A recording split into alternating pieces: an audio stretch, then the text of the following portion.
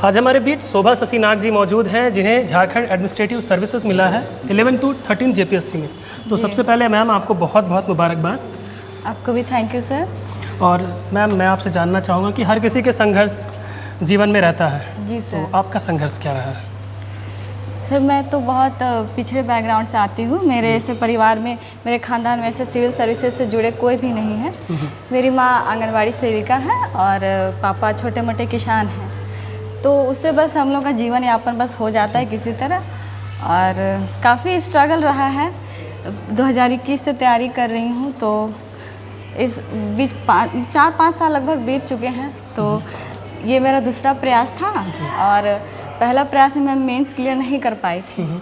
तो एक उम्मीद थी कि कभी ना कभी अच्छे समय आएंगे और आज लगता है वो समय भी आ चुका है। हाँ बिल्कुल, इसके लिए तो आप जी रही हैं उस पल को आप। जी सर। फाइनेंशियल प्रॉब्लम आपको रहा, क्योंकि जिस तरह का आप अपना बैकग्राउंड बता रही हैं। जी सर। उसको वो चुनौतीपूर्ण रहा। जी सर। कुछ बताना चाहें हमें कि सर मेरी माँ की सैलरी ज़्यादा नहीं थी। कुछ साल पहले, 2-3 साल पहले उन लोगों को 6-6.5 हज़ार सैलरी मिलता था और अभी तो फ़िलहाल कुछ समय से उन लोगों को 10,000 मिलता है। तो आप अनुमान लगा सकते हैं कि उतनी सैलरी में क्या ही कुछ हो पाता है।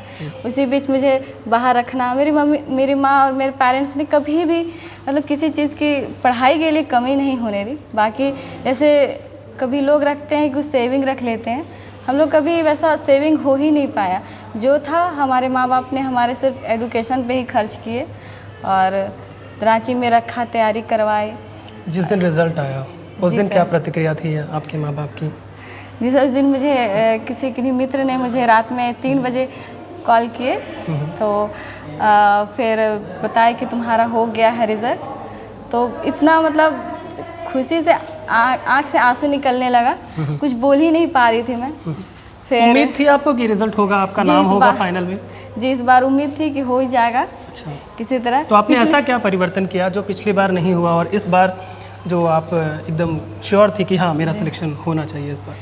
पिछली बार मैं थोड़ा सा मेंस उतना अच्छा नहीं कर पाई थी, फ्रेशर थी और फिर ज़्यादा टाइम नहीं मिल पाया था। 2021 में ही शुरू की थी और तुरंत जस्ट कुछ दिन बाद 2022 में या फिर आसपास एग्ज़ाम हो गए थे 7th के, तो उतना तैयारी नहीं कर पाई थी। तो इस बार थोड़ा ज़्यादा अपॉर्चुनिटी थी मेरे पास तैयारी करने के लिए। इस बार पिछले जैसे सीजल भी मेरा क्लियर हुआ था। अच्छा। लेकिन अभी तो वो न्यायालय में लंबित है, इस वजह से। तो वैसे लोग बहुत समय से तैयारी करते करते लोग डिप्रेस हो जाते हैं। तो वो उस समय आप कैसे अपने आप को मोटिवेटेड बनाए रखा? क्योंकि ये जो सिविल सर्विसेज है, जेपीएससी खासकर 3 साल, 4 साल, 5 साल का वक्त भी लग जाता है इसमें। तो इस दौरान आप अपने आप को कैसे मोटिवेटेड रखे? जो स्टूडेंट्स का सवाल यही रहता है कि कैसे मोटिवेटेड रखें खुद को। जी सर, वो इस बीच में लगातार आप कोई शिक्षा से मार्गदर्शन ले सकते हैं। जैसे कि मैं पवन सर से हमेशा कांटेक्ट में रहती थी, उनसे बात करती थी, हमेशा सर मोटिवेट करते रहते थे। और इस बीच ऐसा भी नहीं है कि आप एकदम पूरा फ्रस्ट्रेट होकर पढ़ाई कर रहे हैं, आपको बीच बीच में इंजॉय भी करना चाहिए। आप क्या करती थी उसके लिए? मूवीज़ देखती? जी, मेरा हॉबी भी रहा है मूवी देखना। कौन से एक्टर पसंद है आपको?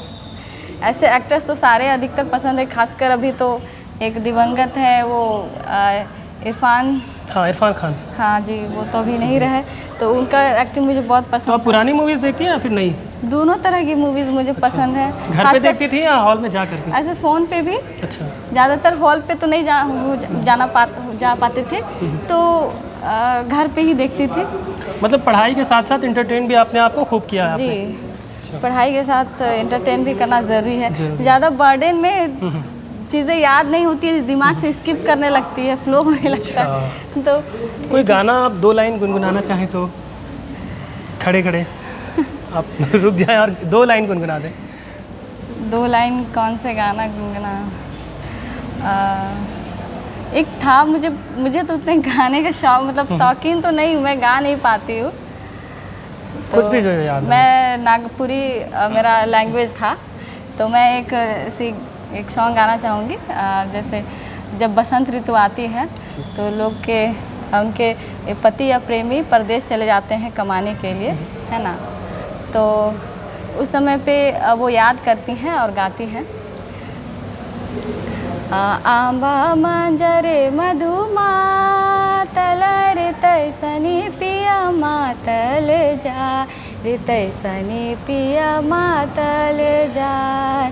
तुलसी पतया चिट्ठी लिख भेजा हो समुची नैना ढर के लालो रे समुची नैना ढर के लालो। Thank you so much ma'am. आपने दो लाइन आपने हम लोगों के लिए गुनगुनाया। thank अब you, sir. सवाल करेंगे फिर से, विजय स्टडी सर्कल से आप कब जुड़ी और कैसे? जी विजय स्टडी सर्कल से मैं 2021 में जुड़ी थी। उसमें मैं क्लास प्रोग्राम में भी थी उनके, और फिर उसके बाद लगातार मैं जुड़ी ही रही, और इंटरव्यू इस बार भी हुए, इंटरव्यू में भी जुड़ी मैं।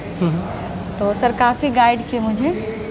और तो कितना मतलब आपके सक्सेस में आप योगदान रहा विजय स्टडी सर्कल और झा सर का? जी सर, वो काफ़ी जहाँ भी मैं डिमोटिवेट होती थी, हमेशा सर बोलते थे कि लगे रहो, हो जाएगा हो जाएगा, हार मत सीरीज आपने मानो। हमेशा दिया है? जी हर टेस्ट सीरीज में आप थी? जी मैं थी। मैं यही कहना चाहूँगी आने वाले बच्चों से कि आप जब वैकेंसी निकलती है उसका इंतज़ार मत कीजिए, क्योंकि झारखंड में कभी भी आ सकती है वैकेंसी, और मतलब तुरंत एग्ज़ाम हो सकते हैं, तो आप उसमें मार खा सकते हैं। तो यही कहना चाहूँगी कि अभी जो 14 JPSC भी निकल रही है, तो आप उसका इंतज़ार मत करें, अभी से लग जाएं। और हमेशा और फाउंडेशन, जहाँ तक मैं कहूँगी कि फाउंडेशन कोर्स ज्वाइन करने की कोशिश करें, वो क्रैश कोर्स के भरोसे आप ना रहें। तो वो न्यू स्टूडेंट को बिल्डअप देता है, बेसिक देता है, हर कुछ देता है। तो वही, और टेस्ट सीरीज़ हमेशा करें। पहले जैसे शुरुआत में विजय स्टडी सर्कल में सेक्शनल टेस्ट होते रहते हैं, बाद में फिर कंबाइन भी होते हैं, तो आप अपने कंफर्ट हिसाब से आप सेक्शनल भी दे सकते हैं, बाद में कंबाइन भी दे सकते हैं। तो लगातार वो सबसे जुड़े रहें। मेंस में कुछ ऐसे सब्जेक्ट हैं जैसे इकोनॉमी हो गया, साइंस एंड टेक हो गया, तो साइंस एंड टेक के लिए आपने क्या, आपका जो सोर्स था मटेरियल वो कौन सा था?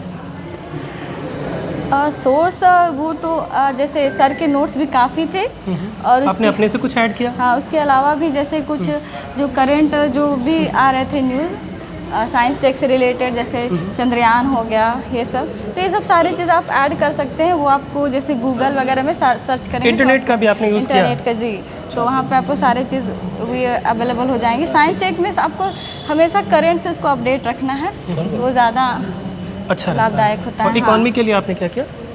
इकोनॉमी के लिए वही आर्थिक सर्वेक्षण हो गया, बजट हो गया, और जो रिपोर्ट्स आते रहते हैं नीति आयोग के और बाकी और भी ऑर्गेनाइजेशन के, आप उस पर थोड़ा ध्यान रखें और सबको अपडेटेड करते रहें। ये ग्राफ हो गया, फ्लो चार्ट, ये सब आप यूज़ करते रहें, तो ये सब आपके आंसर को अच्छा कैची भी बनाते हैं। तो बाकी यही सब मैंने किया था। अच्छा, तो बहुत बहुत शुक्रिया मैम, आपने अपना कीमती वक्त दिया विजय स्टडी सर्कल को। आज कल तक आप यहाँ एक छात्र थी, आज एक ऑफिसर के रूप में आई हैं, तो कैसा महसूस कर रही हैं? सर का भी एक नज़रिया जो है वो बदला कि कल तक मेरे छात्र आ रहे थे, आप हमेशा उनके छात्र रहेंगे, लेकिन आज एक ऑफिसर हैं आप। जी सर। तो कैसा लग रहा है? अभी तो अच्छा लग रहा है। अभी तो अब इंजॉय ही करना है। अच्छा, अभी तो वैसे कुछ शब्द नहीं है कुछ बोल पाऊँ, ये सब ऐसा मोमेंट होता है, वो कैंडिडेट जब यहाँ पर आएंगे तो वो खुद फील करेंगे कि कैसा लगता है। काफ़ी अच्छा लग रहा है। Thank you so much ma'am, अपना कीमती वक्त हम लोगों को देने के लिए। Thank you sir, thank you.